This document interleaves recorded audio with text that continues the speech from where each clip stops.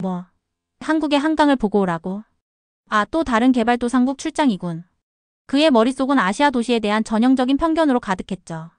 콘크리트로 뒤덮인 운하, 환경보다 개발을 우선시하는 도시를 상상했습니다. 하지만 그가 마주한 현실은 완전히 달랐습니다. 테임즈 강보다 훨씬 압도적인 한강의 모습에 그는 자신의 모든 믿음이 흔들리는 것을 느낍니다. 우리는 강을 통제하려 하지 않습니다. 강과 함께 호흡합니다. 이 말 한마디가 영국 도시계획 전문가인 그에게 어떤 영향을 미쳤을까요? 그 이야기 함께 들어보겠습니다. 아, 또 다른 개발도상국 출장이군.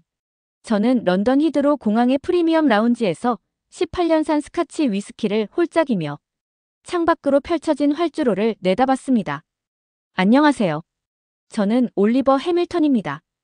영국 왕립도시계획연구소의 수석 컨설턴트로서 저는 세계 각국의 프로젝트를 이끌어왔죠. 하버드와 케임브리지에서 도시계획을 공부했고 유럽과 북미의 성공적인 도시 재생 프로젝트들을 진두지휘해 온 제게 이번 서울행은 솔직히 달갑지 않았습니다. 테임즈강 복원 프로젝트가 한창인데 하필 지금. 저는 한숨을 내쉬며 태블릿을 열어 서울에 관한 브리핑 자료를 건성으로 훑었습니다. 영국의 테임즈강은 산업혁명 이후 심각하게 오염되었다가 지난 수십 년간 영국의 뛰어난 환경정책과 도시계획 전문가들의 노력으로 세계적 모범 사례로 복원되었습니다. 지금의 테임즈강은 단순한 수로가 아닌 런던의 상징이자 문화적 자산으로 자리 잡았죠. 웨스트민스터 궁전과 빅벤, 타워브리지가 강변을 따라 늘어서 있고 세계적인 현대 미술관 테이트 모던이 강을 바라보며 서 있습니다. 밀레니엄 브릿지를 건너는 시민들, 강변 카페에서 여유를 즐기는 관광객들. 이 모든 것이 테임즈강이 만들어낸 런던의 자랑스러운 풍경이었죠. 한국의 한강이라. 아마도 콘크리트로 뒤덮인 운하 정도겠지. 도쿄의 스미다강처럼 회색빛 콘크리트에 갇힌 물줄기일 테고. 저의 머릿속에는 아시아 도시들에 대한 전형적인 편견이 가득했습니다. 급속한 산업화 과정에서 자연을 희생시킨 채 무분별하게 성장한 도시. 환경보다는 개발을, 미학보다는 기능을, 문화적 가치보다는 경제적 효율성을 우선시하는 곳. 그것이 제가 상상한 서울이었습니다. 글로벌 수자원 관리 협력 사업의 영국 왕립도시계획연구소의 대표 자문으로 초청장을 다시 읽으며 저는 짜증 섞인 한숨을 내쉬었습니다. 연구소의 다른 동료들은 이 임무를 영예로운 기회라며 축하를 건넸지만 저에게는 그저 귀찮고 시간 낭비인 업무였을 뿐이었죠. 그것도 런던의 화창한 여름을 포기하고 아시아의 습하고 더운 몬순 기후에 시달려야 한다니 생각만 해도 짜증이 났습니다. 어차피 우리 시스템을 그대로 복사해 가려는 것 아닐까? 한국 사람들이 진짜 창의적인 솔루션을 만들어냈을 리가 없지. 복제와 모방이 특기인 나라잖아. 저는 고개를 절레절레 저었습니다. 무언가를 가르치러 가는 것이지 배우러 가는 것은 절대 아니라고 생각했으니까요. 영국은 현대 도시계획의 발상지이자 선구자였고 테임즈강 복원 프로젝트는 그 정점에 있는 사례였습니다. 런던의 녹지 네트워크, 역사 지구 보존 정책, 세계 최고 수준의 대중교통 시스템, 지속 가능한 수자원 관리. 이 모든 노하우를 한국에 전수하러 가는 거라고 스스로를 위안했습니다. 비행기 안에서도 저는 런던의 도시계획을 자랑스럽게 떠올렸습니다. 셰익스피어의 글로브 극장부터 현대적인 샤드 빌딩까지 수세기의 역사가 공존하는 테임즈 강변의 풍경은 세계 어디에서도 찾아볼 수 없는 런던만의 자산이었죠. 영국의 정원도시 운동, 그린벨트 정책, 역사적 건물 보존법. 이 모든 혁신적 도시계획 이론과 정책이 영국에서 시작되었고 세계가 배우고 있었습니다. 다들 영국의 도시계획을 모방하려고 혈안이 되어 있으니까. 저는 위스키 한 잔을 더 주문하며 창밖으로 펼쳐진 구름을 바라봤습니다. 그리고 곧 눈을 감고 잠에 들었죠. 그때까지만 해도 이번 출장이 제 세계관을 송두리째 흔들어 놓을 것이라고는 상상조차 못했습니다. 인천공항에 내리자마자 저는 숨이 턱 막힐 듯한 무더위와 습기를 느꼈습니다. 세상에, 이런 날씨에서 어떻게 제대로 된 도시를 만들 수 있을까? 사람들은 그냥 에어컨 속에 갇혀 살겠군. 하지만 그 생각은 공항 터미널을 빠져나오는 순간부터 조금씩 흔들리기 시작했습니다. 유기적으로 연결된 동선, 완벽한 안내 시스템, 쾌적하고 세련된 디자인. 인천공항은 제가 경험해본 어떤 공항보다도 효율적이고 아름다웠습니다. 저는 자신도 모르게 고개를 갸웃했습니다. 택시가 고속도로를 달리며 서울로 향하는 동안 차창 밖으로 펼쳐지는 풍경은 제가 상상했던 것과 완전히 달랐습니다. 체계적으로 정돈된 도로, 울창한 가로수, 현대적인 건물들 사이로 보이는 전통 양식의 지붕들, 그리고 도시를 가로지르는 웅장한 강이 시야에 들어왔습니다. 옆에 한강으로 보이는 물줄기에 저는 솔직히 당황스럽고 의아했습니다. 이 강은 제가 상상했던 좁고 오염된 수로가 아니었습니다. 고층 빌딩 사이로 보이는 강은 넓고 당당했습니다. 테임즈 강보다 훨씬 웅장해 보였죠. 겉모습만 그럴듯한 건 아닐까? 아마 수질은 최악일 테고 강변은 산업시설이나 고속도로로 가득 차 있겠지. 저는 여전히 회의적이었습니다. 하지만 택시가 호텔에 도착하고 제 스위트룸, 창문을 통해 한강의 전경을 마주했을 때 저는 말문이 막혔습니다. 석양에 물든 강물이 황금빛으로 반짝이고 강변을 따라 펼쳐진 공원에는 수많은 사람들이 여유롭게 산책하고 자전거를 타고 있었습니다. 마치 거대한 녹색 리본이 도시를 감싸고 있는 듯했죠. 이건 예상 밖이군. 저는 침대에 앉아 호텔에서 준비해둔 웰컴 패키지를 열었습니다. 그 안에는 서울 지도와 함께 간략한 한강 소개 책자가 있었습니다. 한강은 서울의 심장입니다. 고대로부터 한민족의 역사와 함께 해온 이 강은 오늘날 천만 서울 시민의 휴식처이자 생명줄입니다. 저는 고개를 저었습니다. 이것은 제가 기대했던 서울의 모습이 아니었습니다. 그리고 내일부터 시작될 공식 일정에서는 더 많은 놀라움이 저를 기다리고 있을 것이라고는 그때까지만 해도 전혀 짐작하지 못했죠. 다음 날 아침, 저는 서울시 물관리 혁신국으로 향했습니다. 빛나는 유리와 철골 구조의 현대적인 건물이었고 로비에는 한강의 역사를 보여주는 대형 디지털 패널이 설치되어 있었습니다. 제가 도착하자 김도윤 국장이 환한 미소로 저를 맞이했습니다. 해밀턴님, 서울에 오신 것을 환영합니다. 영국 왕립도시계획연구소의 전문가를 모시게 되어 영광이에요. 저는 공손하게 고개를 숙였지만 내심 가르치러 왔다는 우월감을 품고 있었습니다. 감사합니다.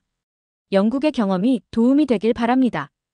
테임즈강 복원 프로젝트는 세계적인 모범 사례니까요. 김 국장은 고개를 끄덕이며 미소 지었습니다. 물론입니다.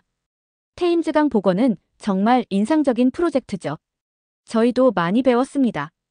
오늘은 저희 한강 관리 시스템을 소개해 드리려고 합니다. 회의실에 들어서자 벽면 전체가 디지털 스크린으로 채워져 있었습니다.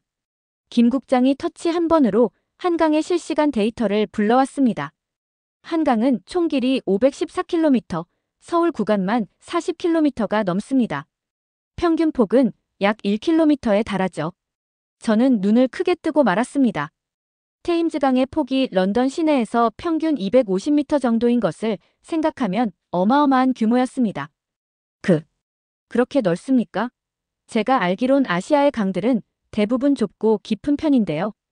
김 국장은 미소 지으며 고개를 끄덕였습니다. 네, 그리고 서울 내에만 27개의 다리가 있어요. 자전거 도로는 총 80km 이상 조성되어 있고요. 게다가 강변을 따라 12개의 한강공원이 있는데 총 면적이 약 41.5km에 달합니다. 우리 한강은 연간 7천만 명이 찾는 시민공원이자 생태축이기도 합니다. 7천만 명이요? 그게 가능한가요? 저는 자신의 귀를 의심했습니다. 테임즈 강변 공원들을 모두 합쳐도 그 정도 방문객은 없었습니다. 맞습니다. 한강은 단순한 자연 경관이 아니라 도시 생활의 중심축이 되었습니다. 시민들의 일상에 깊숙이 스며들어 있죠. 정말 자랑스러운 것은 수질 개선입니다. 스크린에는 한강의 수질 변화 그래프가 나타났습니다. 1970년대 심각한 오염 상태에서 점차 개선되어 현재는 2급수 수준을 유지하고 있었습니다. 물고기 종류가 1970년대 15종에서 현재 60종 이상으로 증가했습니다. 저는 의아한 표정을 지었습니다. 하지만 주변에 그렇게 많은 사람들이 있으면 수질 유지가 어렵지 않나요? 그래서 더 철저하게 관리합니다. 저희는 인공지능 기반 수질 모니터링 시스템을 구축했고 시민 참여형 환경 감시 네트워크도 운영하고 있습니다. 오후에 직접 보시죠. 한강의 진짜 모습을. 김 국장은 자신감 넘치는 미소를 지었고 저는 점점 더 혼란스러워졌습니다. 제가 알던 아시아의 도시들과 이곳은 완전히 달랐기 때문이었죠. 오후가 되자 김 국장의 안내로 저는 여의도 한강공원을 찾았습니다. 자전거를 빌려 강변을 따라 달리기 시작했습니다. 세상에. 저의 입에서 감탄사가 흘러나왔습니다. 눈앞에 펼쳐진 광경은 그야말로 압도적이었습니다.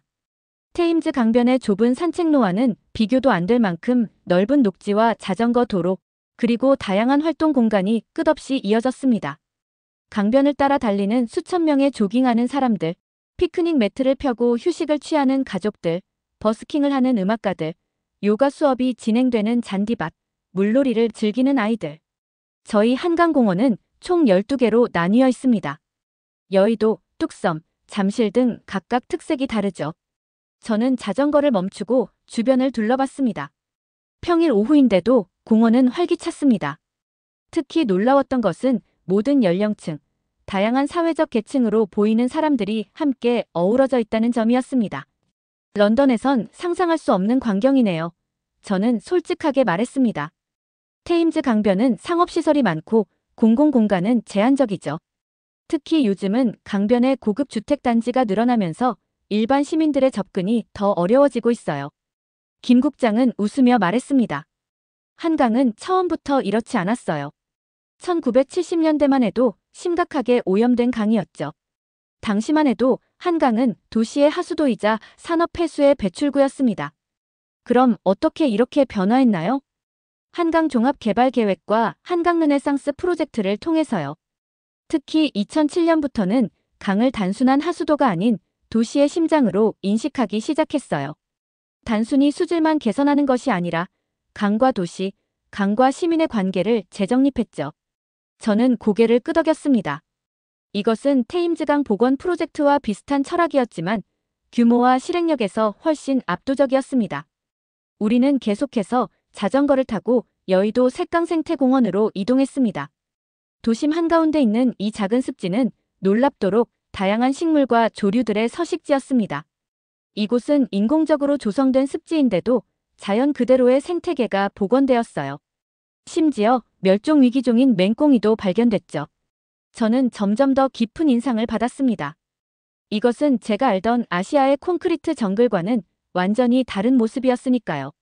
자전거를 계속 타고 가며 저는 자신의 편견이 하나둘 무너지는 것을 느꼈습니다. 물이 깨끗해지자 사람들이 찾아왔고 사람들이 찾아오자 더 잘 관리하게 되었습니다.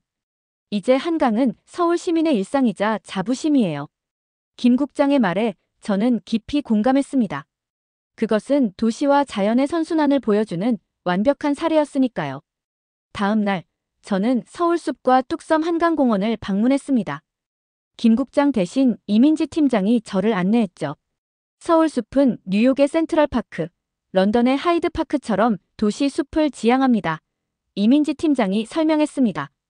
과거 골프장과 경마장이 있던 부지를 2005년에 공원으로 개조했어요. 저는 흥미로워했습니다. 영감을 받은 건가요? 네, 하지만 우리만의 방식으로 해석했습니다. 한강과 연결된 생태축을 만들었거든요. 주변 청계천, 중랑천과도 연결되는 녹색 네트워크의 허브 역할을 하죠. 서울숲을 둘러보는 동안 저는 이곳이 단순한 공원이 아니라 도시 생태계의 중요한 부분임을 느꼈습니다. 습지, 초지, 숲이 자연스럽게 이어졌고 다양한 야생 동물들이 서식하고 있었습니다. 가장 인상적인 건 이 공원이 어떻게 만들어졌는지예요. 이 팀장이 설명했습니다. 시민들의 기부와 자원봉사로 시작되었거든요. 약 5만 명이 나무 심기에 참여했죠. 시민 참여가 그렇게 활발했나요? 네, 서울숲은 지금도 민관 파트너십으로 운영됩니다. 시민들이 직접 가꾸고 지키는 공원이에요. 그들은 서울숲에서 뚝섬 한강공원으로 이동했습니다. 그곳에는 수상레저센터가 있었습니다. 서울에서 수상 스포츠를. 저는 놀라워했습니다. 네, 카약, 카누, 윈드서핑까지 모두 가능해요. 게다가 대부분의 시설이 무료거나 아주 저렴합니다. 주말에는 예약하기도 힘들 정도로 인기가 많죠. 저는 테임즈강의 상황과 비교했습니다. 런던에서 수상 스포츠는 꽤 비싼 취미였습니다. 접근성도 낮았고요. 우리 철학은 간단해요. 강은 시민 모두의 것이니까요. 뚝섬지구는 한강공원 중에서도 가장 먼저 개발된 곳이에요. 1980년대부터 시민들이 찾던 곳이죠. 하지만 2007년 한강 르네상스 계획으로 완전히 탈바꿈했습니다. 우리는 건축가 자하 하디드가 디자인한 뚝섬 전망 문화 콤플렉스 자벌레를 방문했습니다. 유기적인 곡선의 이 건물은 한강과 완벽하게 어우러져 있었습니다. 서울은 세계적인 건축가들과 협업하는데도 적극적이군요. 제가 말했습니다. 네. 하지만 중요한 것은 건물 자체보다 그것이 어떻게 주변 환경 및 시민들과 상호작용하는가입니다. 자벌레는 단순한 랜드마크가 아니라 문화공간이자 한강을 새롭게 경험하는 장소예요. 저는 그 말에 깊은 인상을 받았습니다. 공공성을 이토록 중시하는 접근 방식이 놀라웠습니다. 런던의 테임즈 강변은 점점 고급 아파트와 상업시설로 채워지고 있어요. 시민들이 쉽게 접근할 수 없는 공간이 늘어나고 있죠. 특히 강남 쪽은 더 심각합니다. 이민지 팀장은 고개를 끄덕였습니다. 그건 전 세계적인 도전 과제예요. 서울도 그 유혹과 싸우고 있습니다. 한강변 고층 아파트 개발 압력이 계속 있지만 우리는 강을 최대한 시민들에게 돌려주려고 노력하고 있어요. 그날 저녁, 저는 호텔 창가에 서서 불빛으로 반짝이는 한강을 바라봤습니다. 저는 제 노트북을 열어 적었습니다. 한강은 서울의 심장이자 영혼이다. 테임즈강이 런던의 상징이라면 한강은 서울의 생명줄이다. 가장 놀라운 점은 이 모든 변화가 불과 30-40년 만에 이루어졌다는 것이다. 런던이 수세기에 걸쳐 이루어낸 성과를 서울은 한 세대 만에 달성했다. 제가 서울에 머문 지 3주째 되던 날, 갑작스러운 폭우가 내렸습니다. 영국에서 온 저에게는 익숙한 날씨였지만 강도가 훨씬 셌죠. 호텔 창문을 타고 빗물이 폭포처럼 흘러내렸고 하늘에서는 번개가 끊임없이 번쩍였습니다. 오늘 일정은 취소해야겠군요. 저는 김 국장에게 전화를 걸며 말했습니다. 아니요, 괜찮습니다. 오히려 오늘 보여드릴 게 있어요. 잠수교를 보러 가실래요? 김 국장이 제안했습니다. 잠수교요? 그게 뭐죠? 네, 물에 잠기도록 설계된 다리입니다. 곧 그 모습을 보실 수 있을 거예요. 30분 후에 로비에서 뵙겠습니다. 저는 혼란스러웠습니다. 일부러 물에 잠기게 만든 다리라고요? 그게 말이 됩니까? 그럼에도 불구하고 저는 호기심에 이끌려 약속 시간에 맞춰 로비로 내려갔습니다. 김 국장은 비옷을 2벌 가져왔더군요. 오늘은 특별한 경험을 하실 겁니다. 이런 날씨에 한강이 어떻게 변하는지 보여드리고 싶어요. 비가 쏟아지는 가운데 우리는 한강변으로 향했습니다. 도착했을 때 잠수교는 이미 절반 이상이 물에 잠겨 있었습니다. 평소에는 차량과 보행자가 이용하던 다리가 마치 거대한 둑처럼 변해 있었죠. 하지만 주변은 의외로 평온했습니다. 경찰과 공무원들이 질서정연하게 움직이고 있었고 주변 도로에는 미리 설치된 우회로 안내판이 보였습니다. 놀랍군요. 저는 중얼거렸습니다. 런던이었다면 지금쯤 큰 혼란이 일어났을 겁니다. 우리는 폭우에 너무 취약해서 도시 기능이 마비되곤 하죠. 김 국장은 설명을 이어갔습니다. 서울은 몬순 기후에 적응해 왔어요. 우리는 물과 싸우기보다는 함께 살아가는 법을 배웠죠. 여름철 집중호우는 피할 수 없는 자연현상이니까요. 그래서 일부러 물에 잠기는 다리를 만들었다고요? 정확합니다. 잠수교는 홍수 관리의 일부예요. 강물이 불어나면 다리가 자연스럽게 물에 잠기면서 사람들의 통행을 막고 동시에 물의 흐름을 방해하지 않죠. 다리가 댐 역할을 하면 상류에 더 큰 범람이 일어날 수 있거든요. 우리는 특별히 마련된 관측소에서 잠수교와 한강의 변화를 지켜봤습니다. 김 국장은 태블릿을 꺼내 한강 수위 관리 시스템의 실시간 데이터를 보여주었습니다. 보세요. 지금 한강 상류의 댐들에서는 물을 조금씩 방류하고 있어요. 도시에 홍수가 나지 않도록 수위를 조절하는 거죠. 정말 정교한 시스템이군요. 네, 그리고 중요한 것은 이 모든 것이 자연의 흐름을 거스르지 않는 방향으로 설계되었다는 점입니다. 물이 갈 곳을 마련해주는 거죠. 저는 그 말에 깊은 인상을 받았습니다. 영국에서는 홍수 방지에 엄청난 비용을 들이고 있었거든요. 테임즈 배리어 같은 거대한 방벽을 세워 강을 통제하려 했죠. 물을 거스르지 않고 수용하는 철학이군요. 맞아요. 강은 때로는 자기 길을 가야 합니다. 우리는 그것을 인정하고 대비하는 거죠. 물론 첨단 기술로 모든 것을 모니터링하고 있지만 기본 철학은 자연과의 조화입니다. 우리는 비가 그칠 때까지 계속해서 한강의 변화를 관찰했습니다. 물이 불어나는 동안 수상택시와 유람선은 모두 운행을 중단했고 강변공원의 낮은 지대는 물에 잠겼습니다. 하지만 그 모든 과정이 마치 계획된 것처럼 질서정연하게 진행되었습니다. 이건 자연재해가 아니라 예상된 자연현상이에요. 우리는 이런 상황을 위해 도시를 설계했죠. 그날 저녁 비가 그치고 호텔로 돌아온 저는 다시 노트북을 열었습니다. 서울의 홍수 관리는 기술력보다 철학에서 비롯된다. 자연을 통제하려는 서구적 관점 대신 자연의 일부로 살아가는 동양적 사고가 돋보인다. 이것은 기후변화 시대에 런던이 심각하게 고려해야 할 접근법이다. 테임즈강 범람을 막기 위해 막대한 비용을 들여 방벽을 높이는 대신 강과 공존하는 방법을 모색해야 하지 않을까? 장마가 계속되는 와중에도 서울은 놀랍도록 평온했습니다. 저는 왜 런던과 달리 서울이 폭우 속에서도 제대로 기능하는지 점점 더 궁금해졌습니다. 지난 여름 런던에서는 평소보다 조금 강한 비가 내렸을 뿐인데도 지하철 몇 개 노선이 마비되고 도로가 침수되어 혼란이 일어났거든요. 김 국장이 한강사업본부로 저를 안내했습니다. 대형 현대식 건물 내부에는 최첨단 시설이 갖춰져 있었습니다. 본부 내 상황실에는 실시간으로 한강의 수위와 수질, 기상 상황이 모니터링되고 있었습니다. 이곳에서 한강의 모든 것을 관리합니다. 김 국장이 자랑스럽게 말했습니다. 24시간 365일 가동되는 시스템이죠. 벽면에는 수십 개의 스크린이 있었고 각종 센서와 CCTV로부터 실시간 데이터가 흘러들어왔습니다. 런던의 테임즈강 관리 시스템보다 훨씬 통합적이고 첨단적이었습니다. 인공지능이 강우량과 수위를 예측해 자동으로 수문을 조절합니다.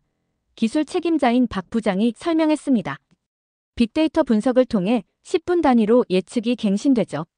그는 지난 20년간의 수위 데이터를 보여주며 계속 설명했습니다. 과거에는 집중호우 때마다 큰 피해가 있었어요. 하지만 통합 시스템 구축 이후 같은 강우량에도 피해가 현저히 줄었습니다. 어느 날 김 국장이 저에게 한 사람을 소개했습니다. 박지현 씨는 10년 넘게 한강을 기록해온 사진작가입니다. 한강의 변화를 가장 잘 담아낸 사람이죠. 지현 씨는 단정한 모습의 30대 여성이었습니다. 그녀의 눈빛은 깊고 통찰력이 느껴졌습니다.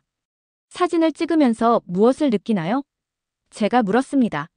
지현 씨는 잠시 생각에 잠겼다가 대답했습니다. 강은 도시의 시간을 기록합니다. 흐르는 물처럼 도시도 변하죠. 제 사진은 그 순간들의 기록이에요. 가끔은 같은 장소를 다른 계절, 다른 날씨, 다른 시간대에 찍기도 합니다. 똑같은 강이지만 매번 다른 모습을 보여주죠. 저는 그녀의 말에 깊은 감명을 받았습니다. 도시계획자로서 저는 항상 미래를 설계했지만 현재의 순간을 기록하는 일의 가치를 간과했었습니다. 당신의 시선으로 본 한강이 궁금합니다. 지현 씨가 물었습니다. 영국인의 눈에는 어떻게 보이나요? 저는 솔직하게 답했습니다. 처음에는 오만했어요. 가르치러 왔다고 생각했죠. 하지만 이제는 배우러 왔다는 걸 알게 됐습니다. 한강은 단순한 물길이 아니라 도시와 자연이 어떻게 공존할 수 있는지 보여주는 살아있는 교과서 같아요. 지현 씨는 미소 지었습니다. 그런 말씀을 들으니 제 작업이 더 의미 있게 느껴지네요. 언젠가 런던에서도 전시회를 열고 싶어요. 두 강의 대화라는 주제로 한강과 테임즈강을 나란히 보여주는. 서울에 온 지 3개월이 되던 날, 김 국장이 저에게 제안했습니다. 다음 주에 국제수자원 도시 콘퍼런스가 열립니다. 기조 연설자 중 한 명이 갑자기 취소했는데 혹시 발표해 보시겠어요? 저는 잠시 고민했습니다. 저는 물론 많은 콘퍼런스에서 발표해 왔지만 이번은 달랐습니다. 제가 발표한다면 그것은 단순한 경험 공유가 아니라 자신의 관점이 완전히 바뀌었음을 공개적으로 인정하는 일이었습니다. 저는 한강의 규모, 접근성, 홍수 관리 시스템, 시민 참여 모델을 상세히 설명했습니다. 제가 직접 촬영한 사진들과 지현이 제공한 역사적 자료들이 슬라이드로 펼쳐졌죠. 서울은 강을 통제하려 하지 않습니다. 강과 함께 호흡합니다. 이것이 우리 런던이, 그리고 세계의 많은 도시들이 배워야 할 가장 중요한 교훈입니다. 저는 테임즈강과 한강의 비교 자료를 보여주며 계속 말했습니다. 역사가 오래된 도시일수록 더 많은 변화를 겪어왔습니다. 런던의 테임즈강도 로마 시대, 중세 시대, 산업혁명기를 거치며 계속 변화해왔죠. 문제는 변화 가능성이 아니라 변화하려는 의지입니다. 서울은 한강을 바꾸겠다는 강력한 의지가 있었고 그것을 실행에 옮겼습니다. 우리도 할 수 있습니다. 콘퍼런스가 끝난 후 김 국장이 저에게 다가왔습니다. 멋진 발표였습니다. 진심이셨죠? 저는 미소 지으며 고개를 끄덕였습니다. 제 인생에서 가장 솔직한 발표였어요. 고마워요, 김 국장님. 저에게 새로운 시각을 열어주셨습니다. 발표 이후 저에게 많은 제안이 쏟아졌습니다. 서울시는 저를 한강국제자문위원회 위원으로 초청했고 영국 본부에서는 아시아 사업부 책임자로 승진하라는 연락이 왔습니다. 심지어 BBC에서는 도시와 강의 관계를 다루는 다큐멘터리 진행을 제안하기도 했죠. 그날 저녁, 저는 호텔 발코니에서 석양에 물든 한강을 바라보며 생각했습니다. 내가 정말 변했구나. 이제 강을 보는 눈이 달라졌어. 저의 서울 체류 기간이 끝나가고 있었습니다. 6개월은 눈 깜짝할 새에 지나갔습니다. 저는 마지막으로 한강을 찾았습니다. 선유도 공원의 벤치에 앉아 강을 바라봤죠. 이곳은 과거 정수장이었던 공간을 생태공원으로 재탄생시킨 곳으로 한강 재생의 상징과도 같은 장소였습니다. 다음 날 아침, 인천공항으로 향하는 차 안에서 저는 창밖을 바라봤습니다. 6개월 전 같은 도로를 지났을 때와는 완전히 다른 감정이었습니다. 그때는 오만함과 편견으로 가득했지만 지금은 겸손함과 감사함이 넘쳤습니다. 김 국장님, 정말 감사합니다. 제 인생을 바꿔주셨어요. 아닙니다. 한강이 당신을 바꾼 거예요. 저는 그저 안내자였을 뿐이죠. 한강뿐만이 아니에요. 서울의 사람들, 그리고 당신이 보여준 열린 마음. 모두가 저에게 큰 가르침을 주었습니다. 공항에 도착해 작별 인사를 나눈 후 저는 게이트로 향했습니다. 비행기를 기다리며 저는 마지막으로 노트북을 열었습니다. 한강은 단순한 물줄기가 아니다. 그것은 서울의 혼이자 도시와 자연이 어떻게 공존할 수 있는지 보여주는 살아있는 교훈이다. 내가 테임즈강을 위해, 런던을 위해 가져가야 할 가장 소중한 선물은 이 통찰이다. 강은 도시를 가르는 것이 아니라 잇는 것이다. 자연은 정복의 대상이 아니라 공존의 파트너다. 그리고 무엇보다 진정한 혁신은 겸손한 배움에서 시작된다. 비행기가 이륙하며 창밖으로 서울의 풍경이 점점 작아졌습니다. 한강은 은빛 리본처럼 도시를 감싸고 있었습니다. 저는 그 모습을 마음에 새겼습니다. 그리고 생각했습니다. 강은 도시를 가르지 않고 있는다. 자연과 도시가 함께 숨쉬는 공간. 이라는 것을. 여기까지입니다. 이 이야기를 듣고 어떤 느낌이 드셨나요? 여러분의 소중한 생각을 댓글로 남겨주시고 이 사연의 감동을 주변 친구들과 가족에게도 공유해주세요. 여러분의 이야기 하나하나가 우리 모두에게 큰 힘이 됩니다. 그리고 다음 이야기는 더 충격적일지도 몰라요. 구독과 좋아요로 다음 편 기다려주시면 정말 감사할게요. 지금까지 동감할 수 있는 이야기. 감동동감이었습니다. 오늘도 행복한 하루 보내세요.